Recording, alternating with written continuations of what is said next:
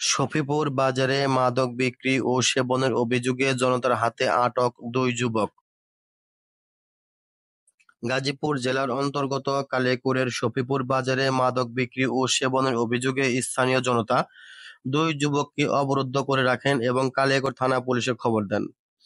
অভিযুক্ত যুবকের একজন শফিপুর পূর্বপাড়া নিবাসী রফিকুল ইসলাম তপনের ছেলে রাকিবুল ইসলাম, দ্বিতীয় জন রতনপুর নিবাসী রেজাউল করিমের ছেলে জাবির।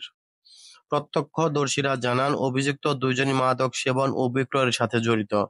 তাদের মধ্যে অবৈধ ব্যবসায়িক বিরোধ নিয়ে ঝগড়াঝাটি এবং মারামারির সৃষ্টি হয়।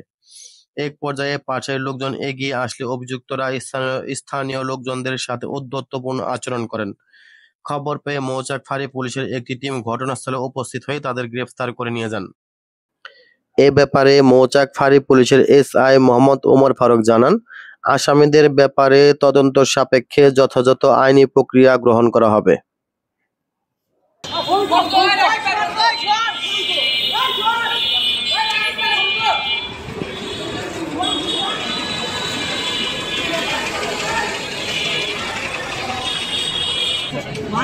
ভিডিও করা